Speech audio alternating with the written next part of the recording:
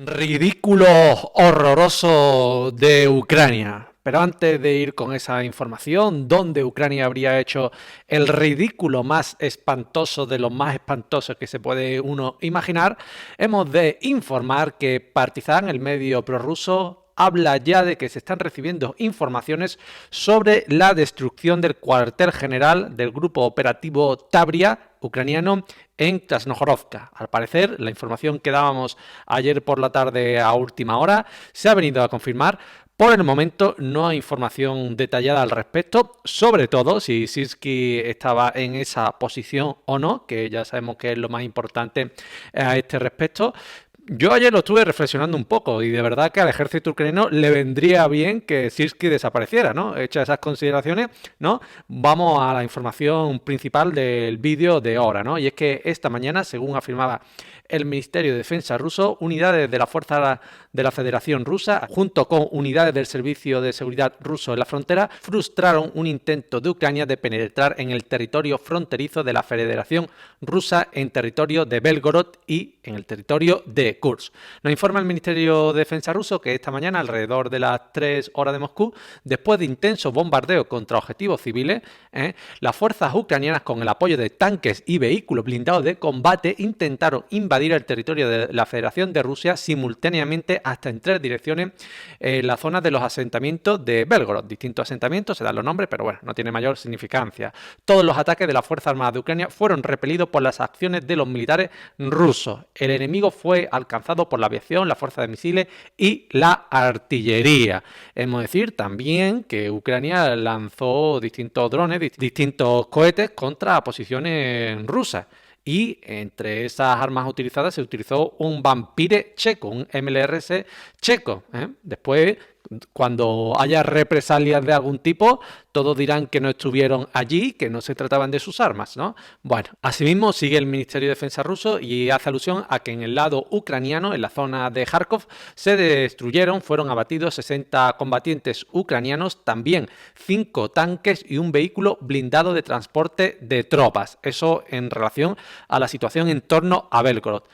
¿Qué más información hay? Bueno, es que no contento con esa gran hostia que se llevaron los ucranianos, bueno, a las 8:25 fueron rechazados, según afirma el Ministerio de Defensa ruso, 4 ataques de grupo ucraniano de sabotaje y reconocimiento que intentaron irrumpir en el territorio fronterizo cerca de la aldea de Tetkino, en la región de Kursk, un poco más al norte de donde se habría producido lo que acabamos de informar sobre Belgorod. Aquí sería de menor significancia. Lógicamente, aquí no habría grupo blindado ni tanques, sino simplemente grupos pequeños de sabotaje entre los que participaban los traidores de la Legión de Liberación rusa, ¿no? Ya sabemos, los traidores pro-ucranianos de la propia federación, ¿no? También hemos de decir que los traidores rusos, a última hora que yo me conectaba, seguían informando que tenían bajo su control la aldea de Tetkino, pero no sabemos si eso es así al momento actual o no. Lo que sí es verdad es que la propia Federación de Rusia, en la figura de su Ministerio de Defensa, no hace alusión a si finalmente pudieron incursionar las tropas de la liberación, los traidores rusos, o no, en el territorio de Kursk. Yo creo que en esta ubicación sí que entrarían y bueno, ya si han sido rechazados totalmente o no, el tiempo lo dirá, ¿no? Hacía quizás ya un tiempecito que no veíamos incursiones como esta y lógicamente se tratan de propaganda burda y un poquito da hasta vergüenza ajena, si me permitís la reflexión, porque conforme se iba produciendo esta incursión a primera hora de la mañana, bueno, también iba saliendo propaganda, según las cuales, bueno, pues los tanques ucranianos estaban ya dentro del propio Belgorod, de los asentamientos, ahí tenéis como blindados ucranianos, según esas afirmaciones del GUR, porque esto es obra del ejército ucraniano, en la figura también de su servicio de inteligencia militar, bueno, pues ya se estaban dando golpes en el pecho de que estaban incursionando vehículos mecanizados sobre Belgorod, ¿no? Sobre los asentamientos. Y es falso, porque estos son imágenes pregrabado antes de que se realizara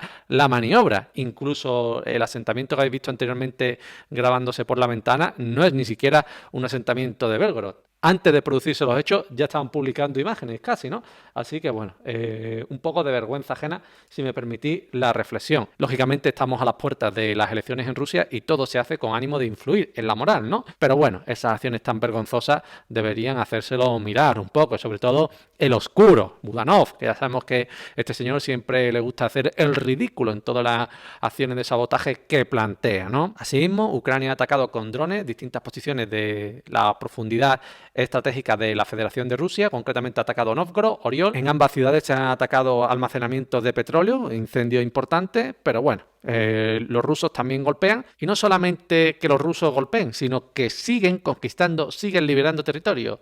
Esta misma mañana también afirmaba el Ministerio de Defensa ruso que en dirección Donetsk, unidades del grupo de tropas sur liberaron activamente el asentamiento de Nebelske. Ya hablaremos dónde está, lo miraremos en el mapa esta tarde-noche en el directo, pero bueno, muy importante, ya sabemos que estaba en la zona sur de Pervomaisk y puede ser también un punto importante, sobre todo para la caída de ese frente al sur de Avdiivka, ¿no?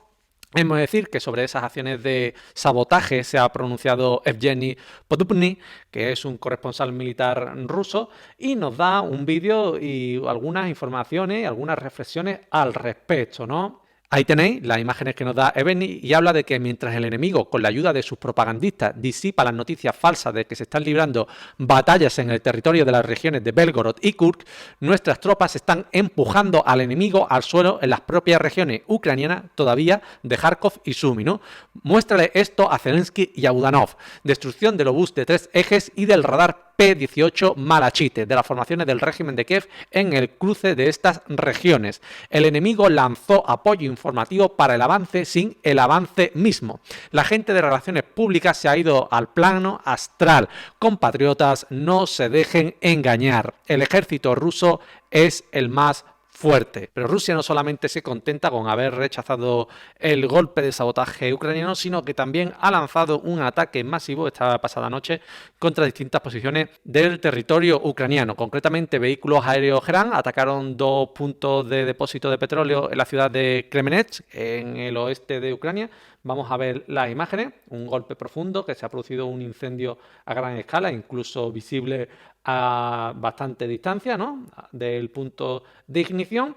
Asimismo, se ha atacado 2 de estos depósitos de combustible en Brody y en Kremenets, como digo, pero el golpe principal fue llevado a cabo por los sistemas de misiles rusos. Y es que en el asentamiento muy próximo a la línea del frente, en Seridovo, se lanzó un ataque misilístico importante, ¿no? Concretamente, en el territorio de una empresa de servicios públicos local ucraniana había ubicado almacenes logísticos y un estacionamiento para material militar. 5 camiones militares fueron destruidos por 2 ataques con misiles balísticos en la propia ubicación. Ahí tenéis el resultado de la llegada, ¿no?